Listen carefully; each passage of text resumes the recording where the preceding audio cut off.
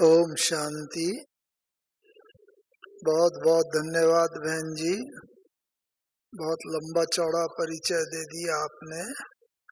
लेकिन मैं समझता हूँ परिचय की एक मुख्य बात जिसे मैं जीवन की सबसे अमूल्य निधि समझता हूँ वो शायद आपसे मिस हो गई है, और वो ये कि मुझे साकार बाबा मम्मा के साथ रहने का भी सौभाग्य प्राप्त हुआ है। और वो भी अगर रेफरेंस आएगा तो बताएंगे। और साथ में उनमें भी सबसे बड़ा सौभाग्य ये भी मिला है कि बाबा ब्रह्मा बाबा जब अव्यक्त हुए, जब संपूर्ण कर्मातीत अवस्था को बाबा ने प्राप्त किया, कौन सी तारीख को? 18 जनवरी 1969। तो जब बाबा ने इस कर्मातीत अवस्था को प्राप्त किया तो मुझे ये सौभाग्य मिला अपनी आँखों से। था तो मैं बहुत दूर आसाम में पोस्टेड था, ONGC में, जहाँ मैंने ज्वाइन किया था। और फिर भी बाबा ने जैसे अंतिम समय बुला लिया और 17 जनवरी 1969 को हम यहाँ मधुबन में पहुँच गए और बाबा की संपूर्ण कर्मातीत अवस्था, अव्यक्त फरिश्ता स्वरूप, स्टेज, वो सब देखने का मौका मिला। तो मैं समझता हूँ ये तो एक बहुत बहुत बड़ा परम सौभाग्य है। और अगर समय ने परमिट किया तो उसकी भी कुछ बात शेयर करेंगे। विषय तो मिला हुआ है पुण्य आत्मा बनने की विधि। और हम सब यहाँ जो बैठे हैं वो काफी हद तक तो पुण्य आत्मा बनने की तरफ अपने कदम बढ़ा चुके हैं और काफी हद तक नंबरवार पुरुषार्थ अनुसार हम सब बने भी हैं। लेकिन बाबा हमें उस श्रेणी का पुण्यात्मा बनाना चाहता है जिस श्रेणी का बाबा खुद पुण्यात्मा बने थे, और उस अवस्था में ही कर्मातीत अवस्था को प्राप्त हुए। कल ही की मुरली जब हम लोग सुन रहे थे, कल प्रातः क्लास, तो उसमें ही बाबा ने पुण्य की परिभाषा बताई है एक लाइन में छोटी सी। हम सब पुण्य किसे कहते हैं? पुण्य आत्मा बनने के राही तो हम सब हैं ही, लेकिन पुण्य किसे कहते हैं? किसे कहते हैं पुण्य? लौकिक दृष्टिकोण से तो कोई भी अगर अच्छा काम किया जाए, यानी कि कोई अंधा है व्यक्ति, उसे रास्ता पार कराने में मदद कर दी जाए, कोई प्यासा है उसे पानी पिला दिया जाए, भूखा है रोटी दी जाए, आदि आदि, तो ये सब पुण्य के काम है। ठीक भी है, हद तक हम करते चले, अच्छे काम है ये। लेकिन बाबा ने पुण्य की परिभाषा बहुत 2 शब्द में ही बता दी, कल ही की मुरली में है। बाबा ने कहा पुण्य अर्थात ऐसा काम करना जिससे दूसरे के मन से आशीर्वाद निकले। बस दुआओं का भंडार हम इकट्ठे करते जाएं तो पुण्यात्मा और बनते जाएंगे।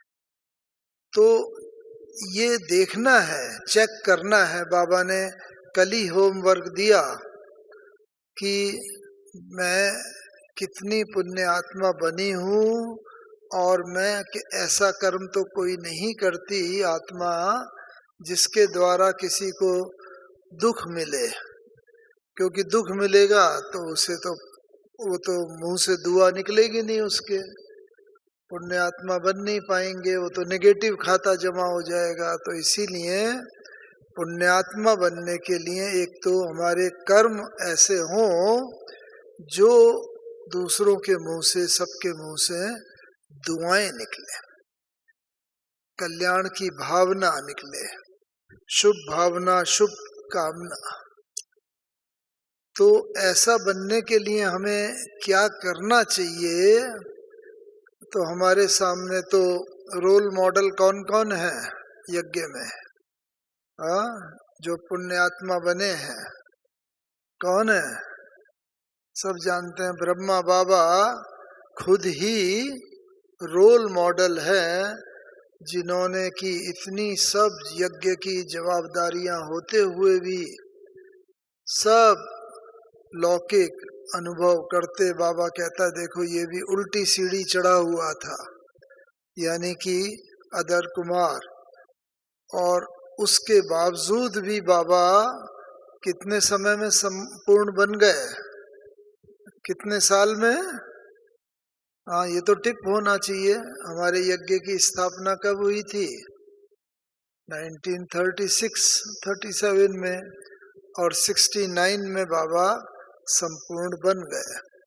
तो लगभग 33 वर्ष से भी कुछ कम समय में बाबा संपूर्ण बन गए, कंप्लीट। हाँ, पुण्य आत्मा, तो उसके लक्षण भी क्या क्या होते हैं, और जो हमने भी अपनी आंखों से देखे वो भी हम बताते जाएंगे।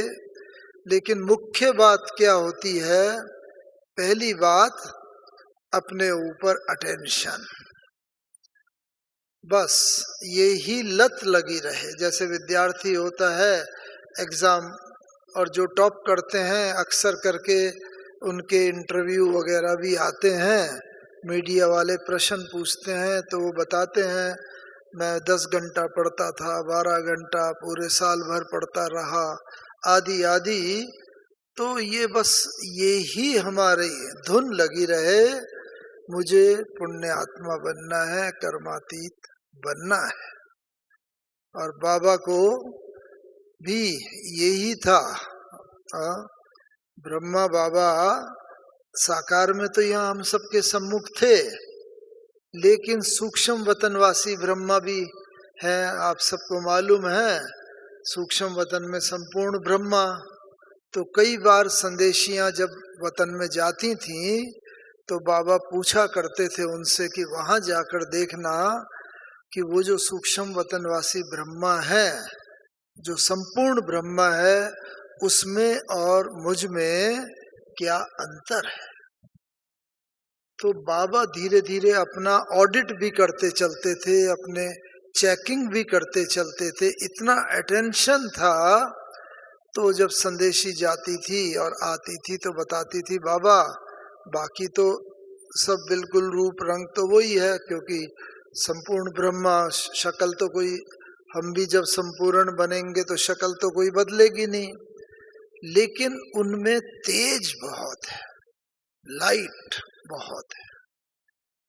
तो फिर बाबा को एकदम और धुन होती थी कि मुझे वैसा बनना है।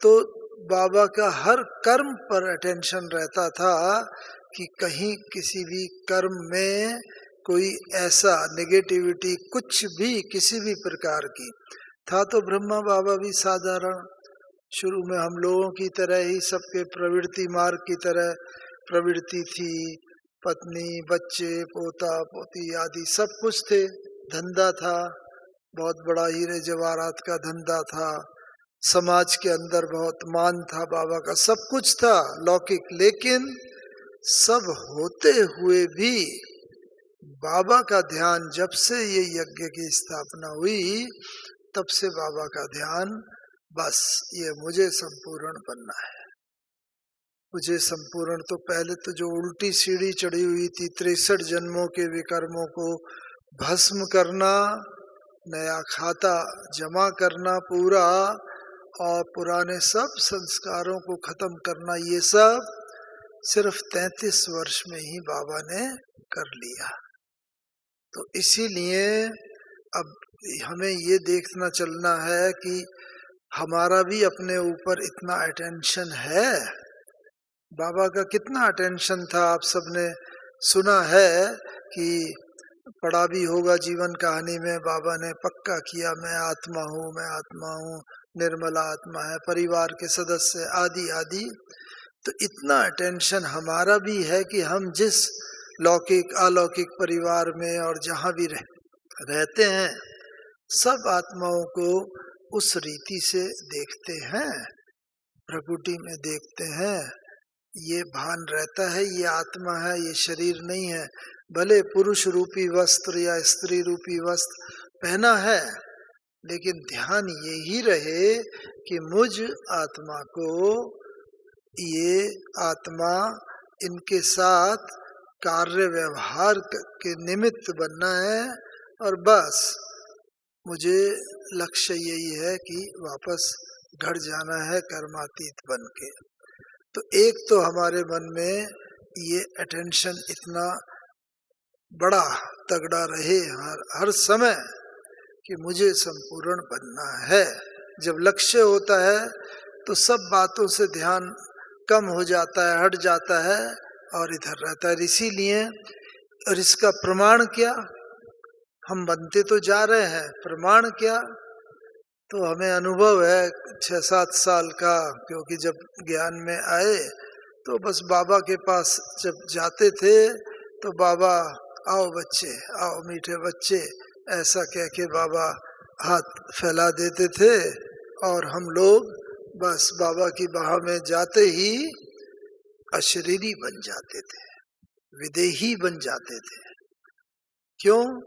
क्योंकि बाबा को इतना विदेहीपन का अभ्यास था, अशरीरीपन का, कि बस जिसको भी बाबा दृष्टि देते थे, जिसको भी बाबा आलिंगन जिसका करते थे, अंत के 2-3-4 वर्षों में तो बाबा किसी को पास आने का ना ज्यादा, वो डॉक्टरों ने मना किया था क्योंकि उनका इन्फेक्शन वगैरह न लग जाए। बाबा की एज भी 92-93 के बाद ज्यादा थी, लेकिन फिर भी बाबा दूर से ही दृष्टि देते थे, और दृष्टि देते ही वो आत्माएं जैसे कोई ध्यान में नहीं जाते थे, साक्षात्कार में नहीं जाते थे, लेकिन शरीर भूल जाते।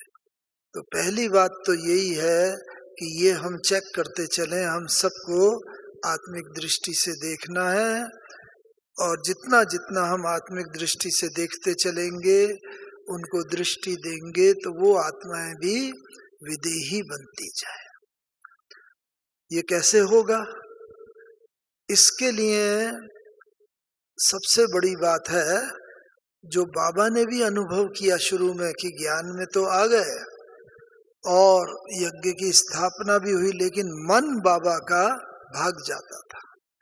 तो दूसरी बात यह है कि हमें अपने, जो बाबा कहता है खजाने तो बहुत बाबा ने बताए हैं, कितने सारे खजाने बताए हैं, हाँ, लेकिन उनमें सब खजानों में भी सबसे इम्पोर्टेंट खजाने बाबा ने बताए हैं। कौन से?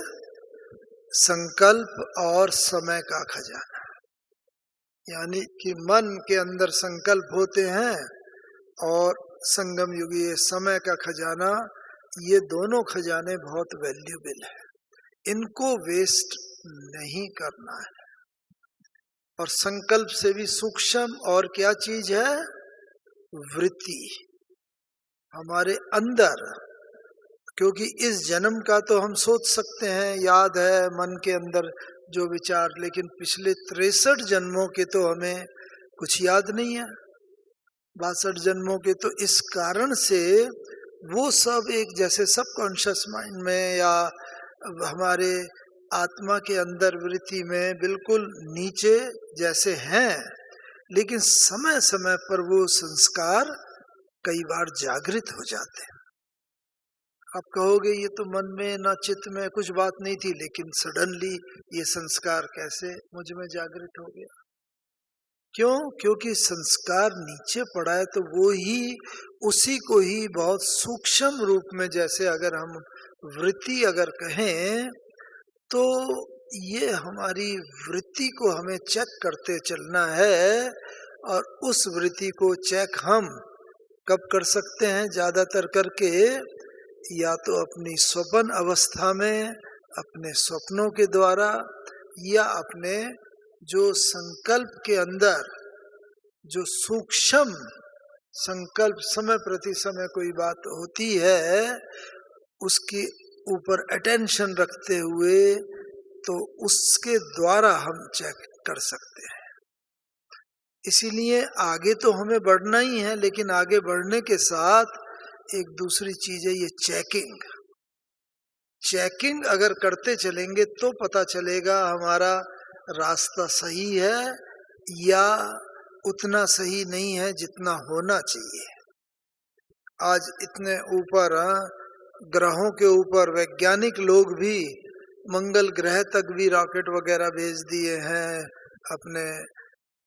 उन सब को जब यहाँ से छोड़ते हैं, बिल्कुल कैलकुलेशन करके ठीक छोड़ते हैं, लेकिन बीच बीच में समय प्रति समय उसका मार्ग थोड़ा चेंज करना पड़ता है। अगर डायरेक्शन अलग हो गई, स्पीड उसकी चेंज करनी पड़ती है सब। तो ये भी हमें चेकिंग करना भी बहुत जरूरी है कि मैं कितनी पुण्यात्मा बनती जा रही। बाबा ने तो कहा हम सबके कर्मों में भी फर्क आया। आप सब देखो, जब ज्ञान में पहले दिन आए थे, अज्ञानी थे, तो हमारे कैसे कर्म होते थे, लौकिक दुनियावी, और धीरे धीरे धीरे हमारा खान पान रहन सहन ये सब तो बदल गया, काफी हद तक बदल गया। तो बाबा ने भी कई बार, हमें याद है एक बार बाबा ने संदेश में कहा, मुझे भी अपने बच्चों पर नाज है, बच्चों में अब विकारी संकल्प तो नहीं आते। बाबा उसको सर्टिफाई करता है, विकारी संकल्प तो नहीं है, लेकिन व्यर्थ संकल्प अभी भी आते हैं। तो इसीलिए हमें अपने को देखते चलना है कि विकारी संकल्पों पर तो काफी हद तक हमने विजय प्राप्त करी है, लेकिन व्यर्थ संकल्पों पर, अपने ही परिवार के लोगों पर, जिनके साथ हम संपर्क संबंध में आते हैं, उनके व्यवहार पर, उनकी बातचीत पर कई बार व्यर्थ संकल्प, अरे ये इतने वर्षों पुराना, अभी भी इसके अंदर ये बात है, अभी भी ये पिक्चर देखते हैं, अभी भी ये बाहर का खाना खाते हैं, आदि आदि जो कोई भी कमी कमजोरी होती है उसे। इसीलिए बाबा ने कहा है अब इस समय आवश्यकता है एक तो साक्षी दृष्टा होने की, साक्षी होकर देखते चलो। और वो पुराने जरूर हैं, ज्यादा साल पुराने हैं, लेकिन बाबा ने कहा है last so fast so first. Last वाला भी आगे तब जाएगा, रेस होती है, पीछे वाला भी आगे तब जाता है जब आगे वाला, उसकी स्पीड कम हो जाती है, वो थक जाता है, वो पीछे रह जाता है, तो पीछे रहने वाला आगे निकलता है। तो इसीलिए बाबा भी कहता है कभी भी ये संकल्प भी ना आए कि भाई मैं बाद में इतने क्यों आया, पहले क्यों नहीं आया। बाबा क्या कहता है, अगर पहले आते तो ज्ञान इतना रिफाइन समझ नहीं सकते थे, तो क्या होता था, आपसे भी ऐसे ही कमजोरी, भूलें ये सब हो सकती थी, और आप तब लास्ट सो फास्ट नहीं जा सकते थे। इसीलिए ड्रामा में जो कुछ भी है बहुत बहुत कल्याणकारी है। इसीलिए बाबा ने कहा है ड्रामा की ढाल पर खड़े होकर चलते रहो। तो वृत्ति जैसी होती है, फिर वैसी हमारी स्मृति सेट होती जाती है। बाबा की याद, स्मृति, और उससे क्या होता है, वाइब्रेशंस बनते हैं। जैसे ऑरा होता है ना, देवी देवताओं के पीछे लाइट का ऑरा देखते हैं, तो वो क्या होता है, वो होता है देवताओं के मन की आंतरिक स्थिति। जितना जितना पवित्र होते चलेंगे, पुण्य आत्मा बनते चलेंगे, उतना उतना ये ऑरा हमारा लाइट कलर का होगा, बहुत क्लियर कट होगा। देवी देवताओं के ऑरा देखो कैसे गोल्डन कलर, या वाइट या लाइट येलो दिखाते हैं। ऑरा हम सबके पीछे भी है। एक कैमरा होता है, किर्लियन फोटोग्राफी बोलते हैं। एक रशियन साइंटिस्ट था, उसने, किर्लियन नाम था, उसने ऐसा कैमरा बनाया है कि जब व्यक्ति की फोटो खींचते हैं तो उसका ऑरा भी आ जाता है। मैं भी जब रशिया गया था तो मुझे मिलने का उससे सौभाग्य मिला। बहन जी ने खास उसे सेंटर पर बुलाया, वो अपने सब इंस्ट्रूमेंट वगैरह लेकर के आया। और जैसे व्यक्ति का ऑरा लेते हैं, उंगलियों का भी ऑरा होता है, हर पार्ट का अपना अपना ऑरा होता है। लाइट वो रखते ही एकदम फोटो आ जाती है किस टाइप का है, और फिर वो उसकी पूरा रिपोर्ट। तो उसने कहा कि भाई ब्रह्मा, वैसे मेरे पास दुनिया भर के लोग आते हैं, अलग अलग मठ पंथ संप्रदाय के लोग, गुरु गोसाई, लेकिन जितना अच्छा पवित्र ऑरा ब्रह्मा कुमार कुमारियों का होता है उतना किसी का नहीं होता। क्यों? क्योंकि बाबा हमारे को अंदर तक, हाँ, बिल्कुल हमारी धारणाएं चेंज होती हैं, हम अंदर तक पुण्य आत्मा बनते जा रहे हैं।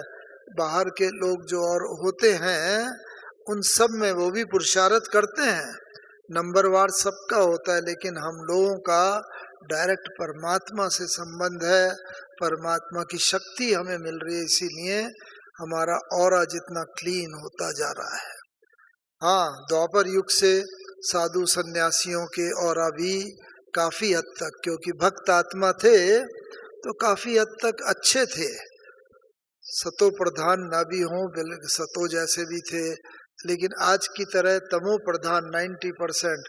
जो व्यक्ति जितना तमोगुणी होगा उसका ऑरा उतना डार्क कलर का होगा, हेजी होगा, देखने में अच्छा नहीं लगेगा, काला, बहुत डार्क वगैरह।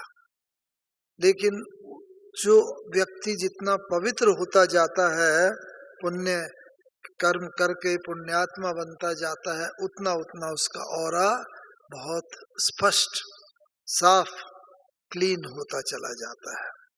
तो इसलिए अब हमें ये देखना है कि, और वो क्या होता है, वो हमारे वाइब्रेशन से बनता है। वृत्ति हमारी जितनी शुद्ध होती जाएगी, अंदर के संकल्प, उतना उतना ये ऑरा शुद्ध। तभी तो साधु सन्यासी द्वापर युग में बहुत जंगलों में रहते थे, इतने हिंसक प्राणी भी होते थे, लेकिन कोई भी उनके पास आने का, उनके ऊपर अटैक करने का साहस नहीं कर पाते थे, कोई भी जानवर। क्यों? क्योंकि उनका ऑरा इतना शक्तिशाली होता था, दूर से ही वो हिंसक प्राणी भी दूर भाग जाते। तो एक ये बात है कि वृत्ति हमारी अंदर के संकल्प शुद्ध होते जाएंगे तो मंशा भी शुद्ध होगी। तो वाइब्रेशन, जैसे ट्यूनिंग फॉर्क होता है ना, जो थोड़ा साइंस पढ़े हैं, साइंस में एक चीज होती है ये वाई शेप की, ट्यूनिंग फॉर्क बोलते हैं उसको। थोड़ा जरा सा किसी चीज पर थोड़ा टच करो तो वो वाइब्रेट करता है और आवाज निकालता है, जूम, फिर धीरे धीरे वो डाई डाउन होती जाती है आवाज। लेकिन उसके पास अगर दूसरा भी वो लाओ ट्यूनिंग फॉर्क, टच कराने की जरूरत नहीं, दूर से ही वो उसके वाइब्रेशन कैच कर लेता है और वो भी वाइब्रेट करने लगता है। जब स्थूल चीजें जो हैं वो एक से दूसरे वाइब्रेशन पर जा सकती हैं, तो हमारी मंशा, जो बाबा कहता है सकाश आप बच्चों को देना है, आज संसार में जैसे भय और निराशा का जो थोड़ा वातावरण है, आप सकाश देंगे तो आपके वाइब्रेशन उन तक पहुंचेंगे और उन्हें शक्ति का, शांति का, जिस आत्मा को जो चाहिए उसको वो देते चले जाओगे। यही पुण्य आत्मा बनने की सबसे बड़ी विधि है। तो ये जितना वृत्ति से वाइब्रेशन बनता है और वाइब्रेशन से वायुमंडल बनता है, चारों तरफ वैसा वायुमंडल आपको सबको अनुभव है। जब हम कोई अच्छे वायुमंडल में होते हैं, सेंटरों पर जाते हैं, बुद्धि एकदम बाबा की तरफ आकर्षित होती है और शुद्ध विचार आते हैं। और जब यही वही व्यक्ति अशुद्ध वातावरण में जाता है, कोई नाइट क्लब है, कोई दूसरा, या किसी की मृत्यु हो गई है, शमशान घाट में जाता है, तो उस समय भी वैसा भय का वातावरण और थोड़ा निरा एकदम वैराग्य का सा वातावरण। इसका मतलब परिस्थितियों का हमारी स्थिति पर प्रभाव पड़ता है हमेशा। लेकिन बाबा कहता है कि आप अपनी स्वस्थिति इतनी मजबूत करो कि आपकी स्वस्थिति परिस्थिति को बदल दे। स्वस्थिति ऊंची हो, परिस्थिति कमजोर होती जाए। और यही बाबा ने हमें दिखाया। हमने देखा बाबा को कि इतनी बाबा की स्वस्थिति मजबूत थी। बाबा की उम्र काफी थी। माउंट आबू में सर्दी भी बहुत होती है, तो कई बार बाबा को खांसी आती थी, विशेष करके सर्दी के मौसम में। और ऐसे और इस तरह खांसते खांसते कई बार बाबा का आंख भी जैसे गीली हो जाती थी। फिर कैसे बाबा करते थे, जैसे ये है तो ऐसे वहाँ 3 संदली हिस्ट्री हॉल में रखी हुई हैं। एक संदली पर बाबा बैठते थे, दूसरी संदली पर मम्मा बैठते थे, और बीच की संदली खाली रहती थी। और खाली संदली पर कभी जब संदेशी गुरुवार होता था, संदेशी आती थी, भोग लगाती थी, और वहां पर उसके पास ही श्री कृष्ण का चित्र और लक्ष्मी नारायण का चित्र, ट्रांसलाइट के चित्र रहते थे। तो जब कभी खांसी रूपी परिस्थिति बाबा के पास आती थी, तो बाबा बस कहते थे, देखो बच्चे, अभी तो पुराने तत्व हैं, पुराना शरीर है, ये बना है, लेकिन कल बाबा जाके ऐसा विष्णु कृष्ण बनेगा और तत्व भी सतो प्रधान होंगे, कोई भी शारीरिक व्याधि किसी को भी नहीं होगी, कैसी नई दुनिया होगी। और बाबा उस स्मृति को बढ़ाते चलते थे, देखो बच्चे ऐसे। तो खांसी कब गई, कब बंद हुई, और खांसी रूपी परिस्थिति डाउन हो जाती थी और स्वस्थिति मजबूत होती जाती थी। और इस प्रकार से स्वस्थिति के द्वारा बाबा परिस्थिति पर विजय प्राप्त करते थे। तो पुण्यात्मा, हाँ, हमें भी तो ऐसा ही तो बनना है ना। तो हमेशा यही लक्ष्य रखे हम भी जीवन का कि कोई भी परिस्थितियां तो आएंगी कलयुगी दुनिया में, शरीर की परिस्थिति, संबंधियों की, प्रोफेशन की, तन मन धन संबंध, सबकी परिस्थितियां आएंगी। लेकिन हम अपनी स्वस्थिति को इतनी मजबूत कर लें कि वो परिस्थिति हमारे ऊपर कोई परमानेंट प्रभाव डाल के न जा सके। थोड़े समय के लिए वो जरा हलचल में लाएगी, जब तक हम स्वस्थिति को और बढ़ाते चलेंगे, मजबूत करते चलेंगे, उसके बाद परिस्थिति पर विजय प्राप्त होती जाएगी। तो इससे वायुमंडल बनता है। और आज इसीलिए मधुबन का वायुमंडल आप सब आते हैं। क्यों 2 साल बाद और भी लगभग आए हैं, क्यों एकदम दुनिया से वातावरण चेंज अनुभव होता है? क्योंकि यहाँ रहने वाले योगी तपस्वियों ने इतना तपस्या का वातावरण बनाया है। आप कहीं भी जाएंगे, किसी भी कॉम्प्लेक्स में, बस वहाँ पर इतना पवित्रता का, शुद्ध का, चिंता का, वातावरण का अनुभव होगा। तो एक ये अपने को देखते चलना है। साथ साथ हमें बाबा ने कहा इसके लिए क्या क्या पुण्य आत्मा बनने के लिए और आवश्यक है, वृत्ति। हाँ, बाबा ने को भी अपनी मंशा को चेंज करने में टाइम लगा। मन को पत्र लिखा बाबा ने, बुद्धि को पत्र लिखा, लेकिन वो उसकी डिटेल में तो मैं नहीं जाता, समय कम है। लेकिन हम भी अपने मन को अगर चाहते हैं, कोई परिस्थिति आई, उस परिस्थिति में मानो हमें सहन शक्ति की जरूरत है या सामना करने की शक्ति की जरूरत है, हम बुलाते भी हैं और कई बार नहीं आती है वो। क्यों नहीं आती? क्योंकि हम स्वमान की सीट पर बैठ करके उसे ऑर्डर नहीं करते।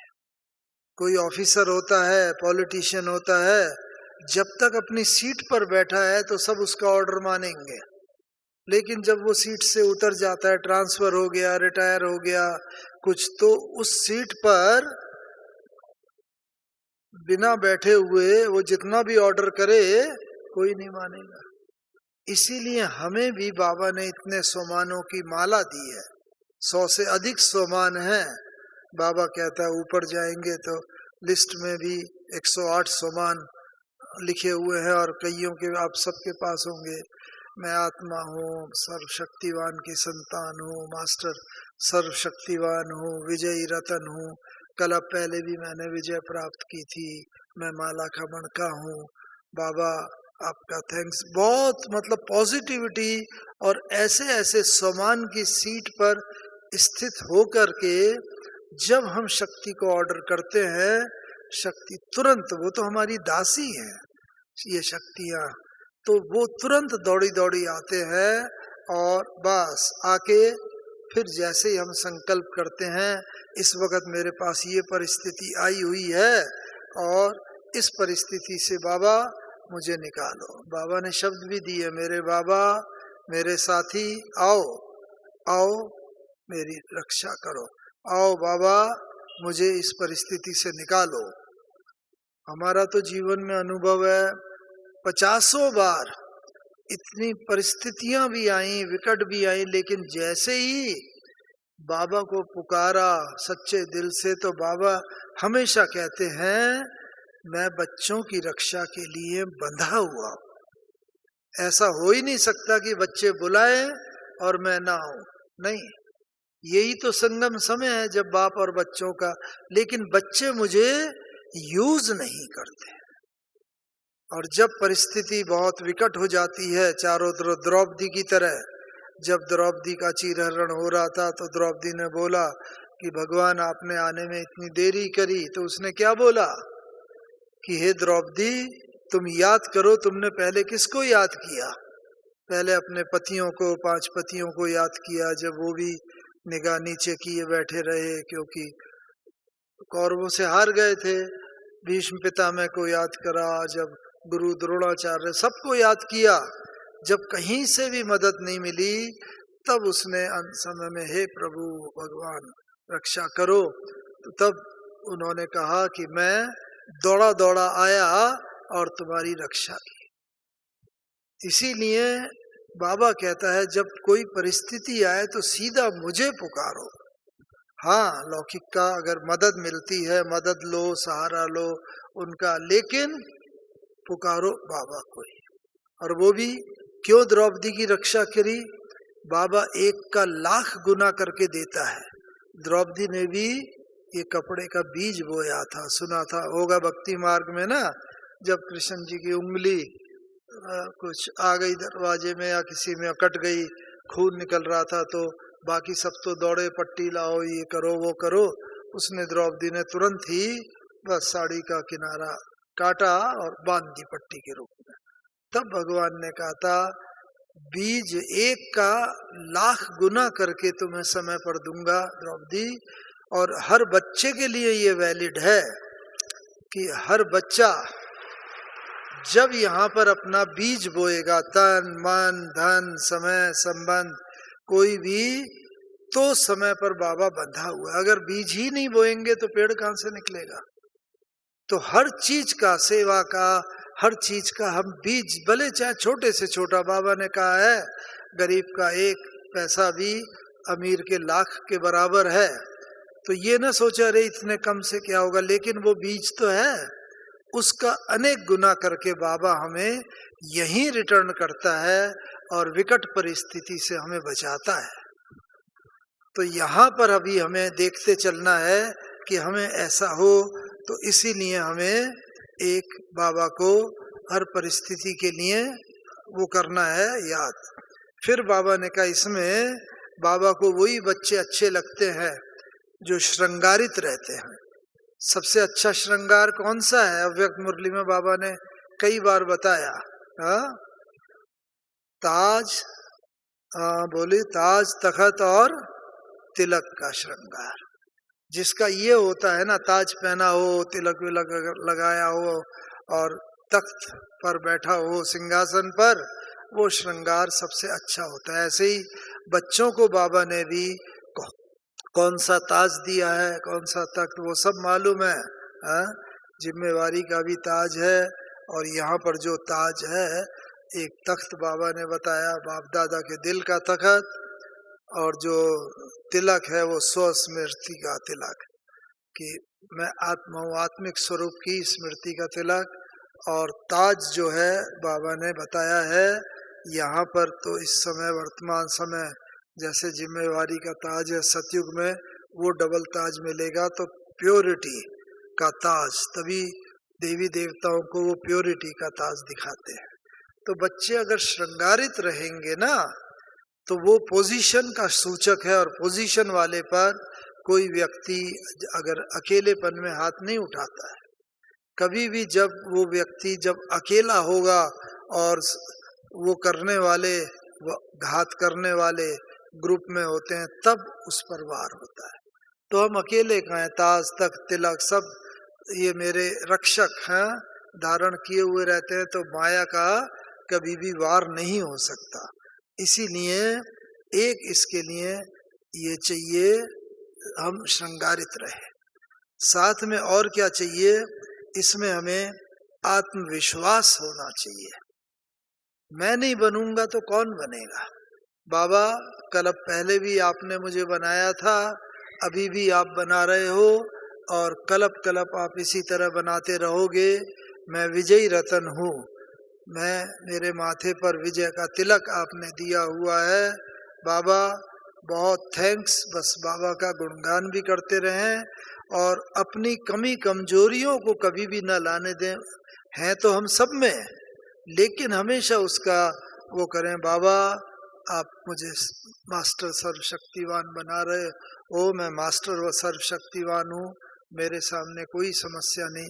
तो अपने स्वस्थिति के सिंहासन पर जितना बैठ के हम इस स्मृति में रहेंगे, तो हमारा पुण्य का खाता भी जमा होता जाएगा, और हम आत्मा महान बनती जाएंगी। इसीलिए बाबा ने कहा है कि पुण्य आत्मा जितना जितना बनते जाएंगे, उतना उतना हमें अपना ऑडिट करने में, अपने को चेकिंग करने में मदद मिलेगी। और सिर्फ चेकिंग ही ना हो, लेकिन चेकिंग के साथ साथ चेंज भी हो, परिवर्तन की शक्ति भी हो। और वो परिवर्तन जब चेक करते हैं, तो एक तो हमें ये महसूसता होनी चाहिए, पहला कि मुझे पुण्य आत्मा बनना ही बनना है, महान आत्मा बनना है, देवी देवता बनना है, ब्रह्मा बाबा को जैसे रहते थे।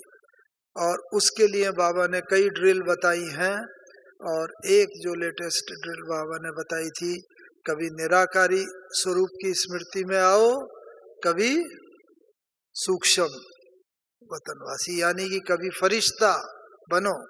वो 5 स्वरूप की तो स्मृति दी हुई है, लेकिन उसके बाद बाबा और ऊपर ले जाता है। इसके लिए क्या करो? कभी सूक्ष्म स्थिति, फरिश्ता स्वरूप की स्थिति धारण करो, कभी निराकारी वतन। बस निराकारी और सूक्ष्म वतन, स्थूल वतन से जैसे बस कोई कनेक्शन नहीं। हाँ, पार्ट बजाने के लिए तो यहाँ है ही है, पार्ट बजाना है। और इसके लिए क्या करना है? बाबा ने कहा कि जब भी हम अपने को ये देखें कि मैं आत्मा, अगर किसी के प्रति भी कोई दुर्भावना आ रही है, कोई बात आ रही है, हम तो चलो बहुत पॉजिटिव चल रहे हैं, लेकिन दूसरा अगर नेगेटिव है, वो हमारे रास्ते में आड़े डालता है, तो हमारे अंदर एक शक्ति विशेष होने की, अष्ट शक्तियां तो बाबा ने बताई हैं, लेकिन वर्तमान समय के मुताबिक बाबा ने कहा 2 शक्तियों की बच्चों को विशेष जरूरत है, 2 बातों की। कौन सा? एक रहम दिल और दूसरा दातापन। रहम दिल होना बहुत जरूरी है। क्यों? क्योंकि हर एक आत्माओं में से पुराने संस्कार जागृत होंगे, और जितने पुराने संस्कार निकलते जाएंगे, पुरानी बातें निकलती, तो हमारे मन में व्यर्थ संकल्प चलने की गुंजाइश ज्यादा हो जाती है। तो इसीलिए बाबा ने कहा कि सब देखो, लेकिन किसी के प्रति मन में घृणा ईर्ष्या भाव न हो। क्यों? क्योंकि देखो, ये आत्मा भी भले बहुत पुरानी है, नई है, कुछ भी है, लेकिन इसके संस्कार वो इतने कड़े हैं। तो एक तो ये चाहिए क्षमा भाव, उसको दिल में न रखें, क्षमा करते चले। बाबा इस आत्मा को भी भले ये पाप कर रही है, ऐसा हो रहा है, लेकिन रहम दिल बन करके, ऐसा बन के उस आत्मा के प्रति हमारे मन में क्षमा भाव हो। ऐसा ना हो उसने मेरे साथ उल्टा करा, तो अक्सर करके क्या होता है, उसने नीचा दिखाने का प्रयत्न किया, पीछे लाने का प्रयत्न किया, तो क्या होता है, हमारे मन में भी आ जाता है विद्रोह की भावना की अच्छा जब समय आएगा तो मैं भी इसे दिखाऊंगी या दिखाऊंगा। तो ये भाव नहीं, क्षमा भाव, बेचारी मजबूर है। और दूसरा दातापन, हम दाता बन के उस आत्मा को शांति का, शक्ति का, प्रेम का, आनंद का, सुख का ये सकाश देते चले। और जितना जितना ये सकाश आता जाएगा, उतना उतना वो आत्मा भी बदलती जाएगी और धीरे धीरे हमारे समीप आती जाएगी। आप कोशिश करो, ये कभी ना सोचो ये बदले तो मैं बदलूं, नहीं। दूसरा नहीं बोलता है, अगर आपके सामने आके अगर चेहरा फेर लेता है, किसी बात में मन मुटाव है, आप शुरुआत करो, हेलो बहन जी या भाई जी, ओम शांति, गुड मॉर्निंग। एक बार आप बोलोगे, 2 बार बोलोगे, लगातार जब ये करते रहोगे, तब उनके मन में आएगा कि भाई मैं बोलूं ना बोलूं, ये तो बोलेगा, तो बेटर रिस्पॉन्स करो। और इस तरह जो एक दूसरे के प्रति कोई ऐसी कटुता की भावना होती है, वो भावना खत्म हो जाती है, और बस वो उसके पूरे मार्क्स हमें मिल जाते हैं, क्योंकि हम उसमें आगे बढ़े। इसके लिए क्या करें, हमने ब्रह्मा बाबा को देखा, लास्ट 2-3 मिनट हैं, तो मैं ये बताना चाहूँगा, 18 जनवरी को बाबा शरीर छोड़ा, तो हम तो बहुत दूर पोस्टेड थे, 17 को आ गए। तो बाबा के पुरुषार्थ में एक तो ये देखा पिछले 3-4 सालों में, उनमें 69 से पहले, कि बाबा सब समेटते जा रहे थे धीरे धीरे। जब आत्मा शरीर छोड़ती है, अक्सर करके उसे वो बहुत याद आता है, वो या तो जिसमें मोह हो, बहुत मोह हो, प्यार हो, तो वो याद आएगा, या जिसके प्रति घृणा, ईर्ष्या, द्वेष, बदले की भावना है, वो याद आएगा। तो इसके लिए हमें ये देखना है कि हमारा किसी के प्रति भी वो न हो। इसीलिए गीता में जो कहा है ना, नष्टो मोहा स्मृति लब्धा, ये अंतिम भाव।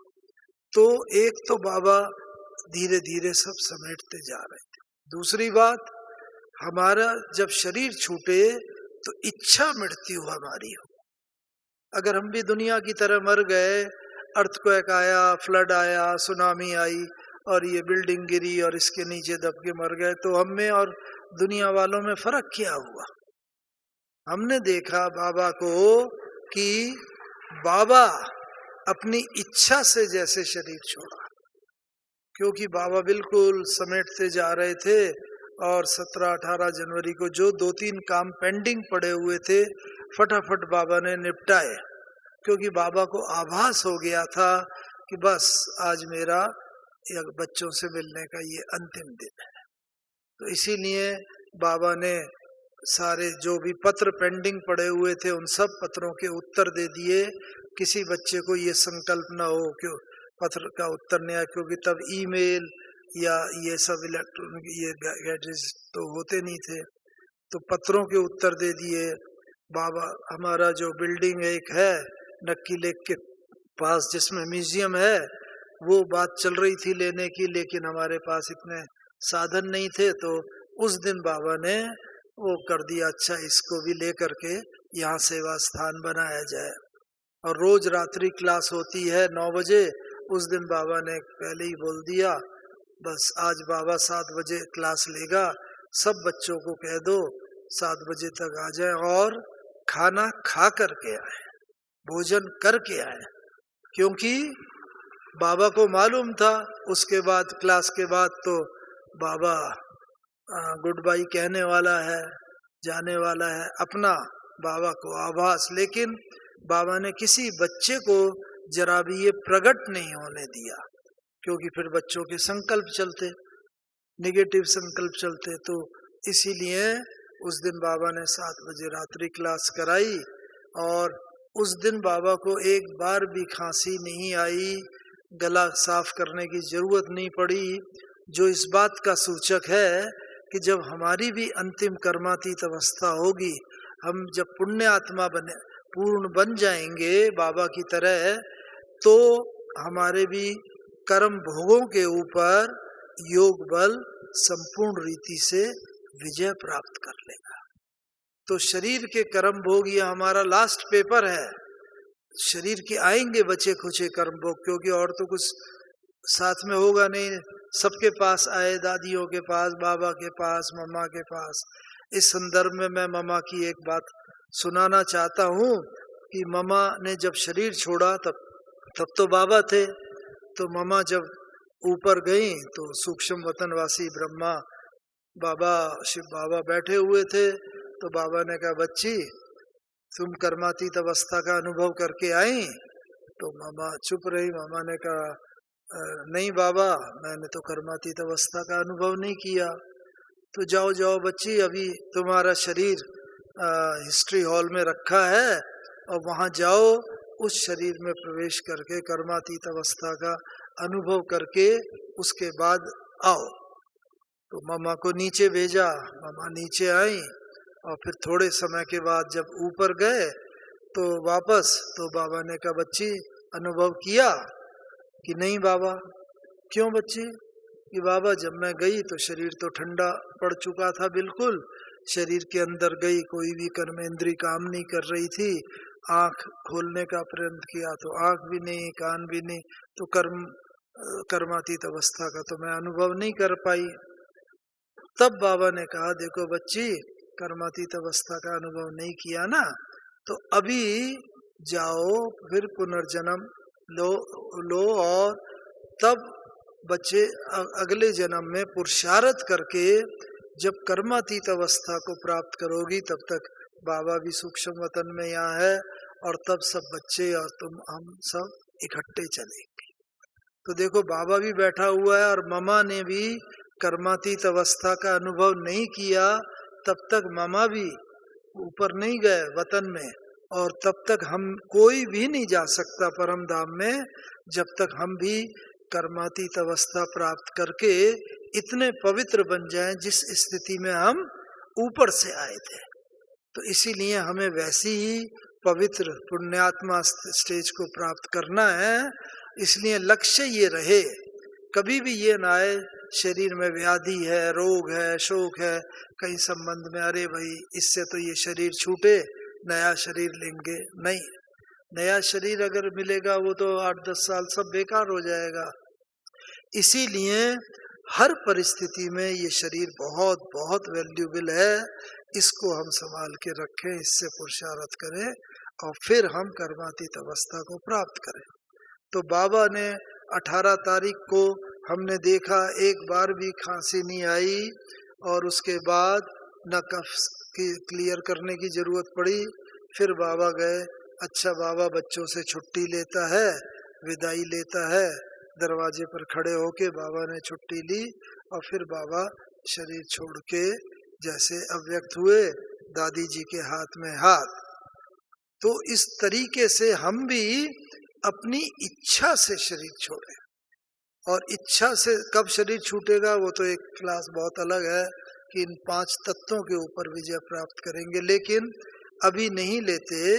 अभी तो ये है कि बस बाबा से ये कहें, बाबा ने एक बात बताई है बस कि क्लीन और क्लियर बुद्धि रखोगे तो समय पर बाबा टच करेगा और आपके पैर उधर ही बढ़ेंगे जहां सेफ्टी होगी, जहां आप आपदा के कारण शरीर नहीं छोड़ेंगे, आपदा के आई आप उससे बाहर निकलेंगे और अपनी इच्छा से जब शरीर छोड़ के आएंगे, भीष्म पितामह की तरह, बाबा की तरह, ब्रह्मा बाबा की तरह, वो ही संपूर्ण कर्मातीत अवस्था होगी, वो ही संपूर्ण पुण्य आत्मा होंगे।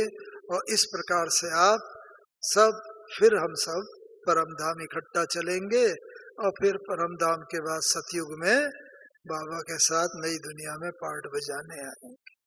ओम शांति, ओम शांति।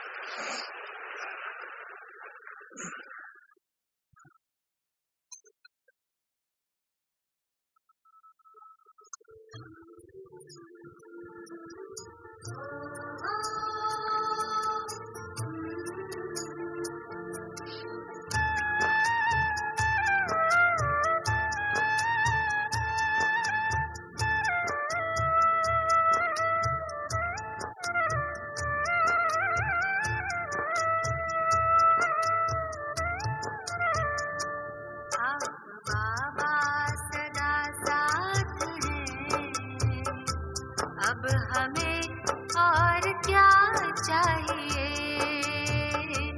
हाथ में ले लिए हाथ में, अब हमें और क्या चाहिए। आप बाबा सदा साथ हैं, अब हमें और क्या चाहिए।